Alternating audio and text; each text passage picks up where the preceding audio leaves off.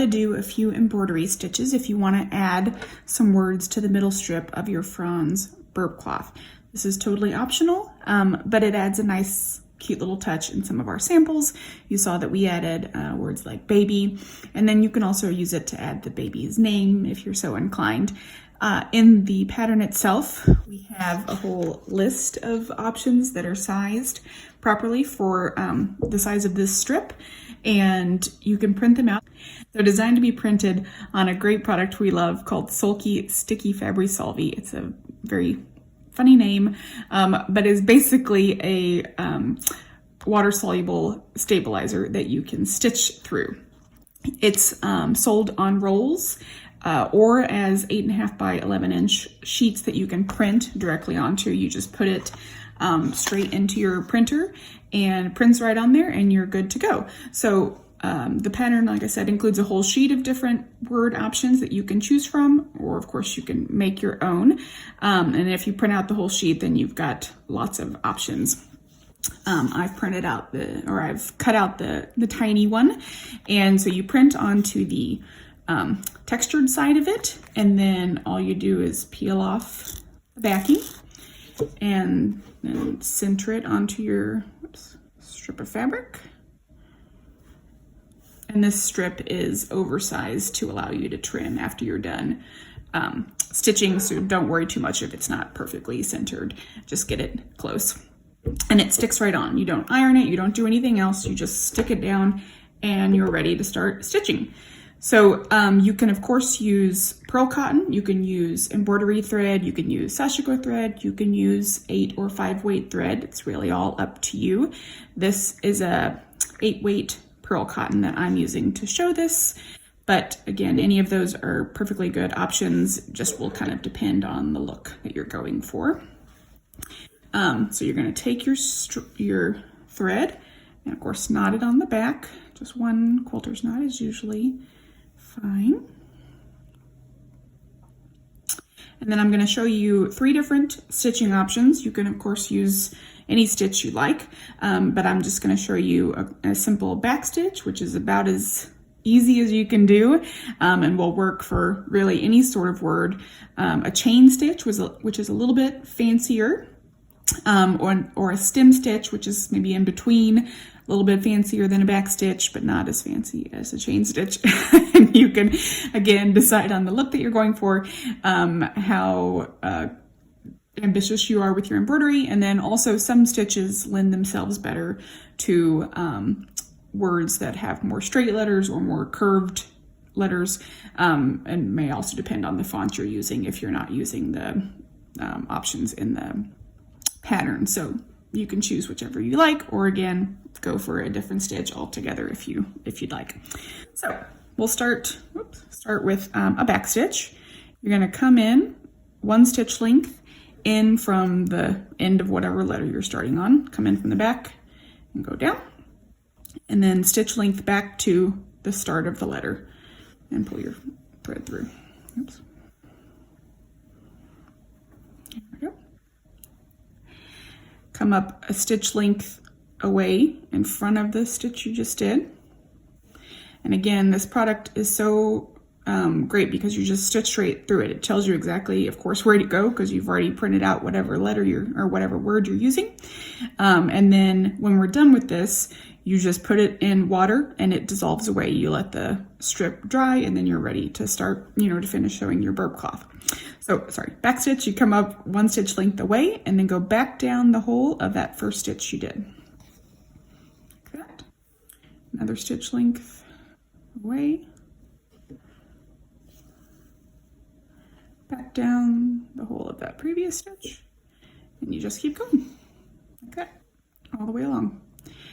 You can vary the length of your back stitches. You can make them longer or shorter, depending on the look you're going for. But it is really just a super easy stitch that always looks great. And it'll work whether you're doing straight or letters with straight lines or letters with curves. Any of those will be just fine. Typically, if you've got really curvy font, you're going to use, it'll look better if you use a smaller stitch.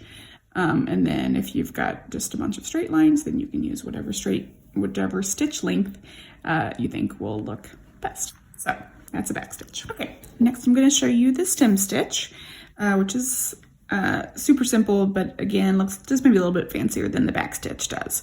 So you're going to come up at the end of whatever letter. We're going to work on the Y down here. I like to stitch mine at a bit of an angle because I think it helps to see the stitch a little bit better. And I've printed, you know, the letters on here are a little bit wider, so that helps. So I come up kind of on one side of the, you know, width of this letter, and then take a stitch length down and go down on the other side of the letter and pull it through. You're going to come up from the back in the middle of that stitch. So you're not coming up through the stitch itself. By middle, I mean the middle of this stitch length. So in the middle of the stitch, pull it through, and then again, come across to the other side at just a bit of an angle. You're going to come up again, right in the middle of that stitch, across, at an angle, and then you'd keep going. So to kind of go around this curve, I would just start to kind of turn my stitches as I go.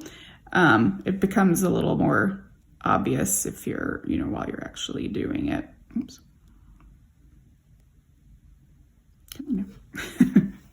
And some of them you're probably going to lengthen just a little bit to help you lengthen and or shorten, as the case may be, to help you make your way around the curve.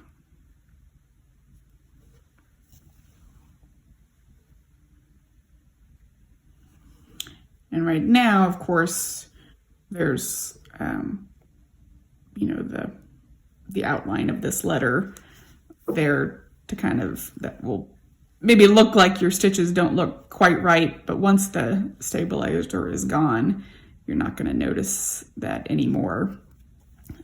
So don't worry about whether you think that's making it look like your stitches have gotten off, or don't look quite right. And so then you would go back up this side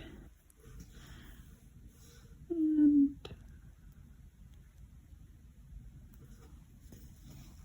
just keep going.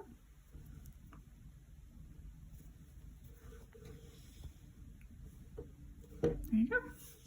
To do a chain stitch, which I probably should have done on one of the straighter letters, but we'll move on to the I. You're going to come up through the end of the letter. Oops. And then go back down where you started. Can be back in the same hole or one thread length over, just close to where you started. Pull it most of the way through, but leave yourself a little loop. And then come up again with stitch length over and pull. And you formed yourself a little chain. So cute. You go back down where you just came up. Again, pull it most of the way through, but leave yourself a little loop. Come up, stitch length away, inside that loop, and pull it to create the loop. So chain stitch in this case will typically work better with either straight lines or things that aren't super curvy. The curvier it is, you're probably going to want to use a smaller chain. Again, you can modify the length of the chain however you like, but trying to get around these curves with a chain is easier to do if you use, you know, smaller stitches instead of big long chains. So you can play around, decide how, you know, you like the look of it, and then keep going. And so then to finish, you just go down on the, if this were my last stitch, go down on the outside of that last chain and pull it to the back. And then you can just knot off. You can either just make a knot in your thread and then trim it, or I just do a small stitch through the back of one of my stitches and then pull it tight. And then I like to kind of thread my needle back through the thread just a little bit. Pull it out, and then stitch it. And so then again, to get rid of the stabilizer, you can follow the instructions on the manufacturer's website just to make sure you're doing it correctly. But essentially, I like to make or get a little bowl of cold water, set the whole thing inside it, and then it can vary how long it takes, but it is typically quite fast. 5 minutes or less is usually enough, and you'll see the stabilizer start to dissolve away. Once it's mostly gone or gone completely, just take it out of the water. If you still have, sometimes a little bit of stabilizer will get caught kind of underneath your stitches. You can just run it under gentle cold water and kind of push the stitches aside with your nail to get any remaining little bits of stabilizer off. And then once it's all gone, just give it a very gentle squeeze. You don't want to smush your stitches. Give it a gentle squeeze to get out any excess water. Lay it on a towel to dry. And once it's totally dry, then you'll just trim the strip to the size listed in the pattern and finish sewing your rope cloth. I hope this has been helpful.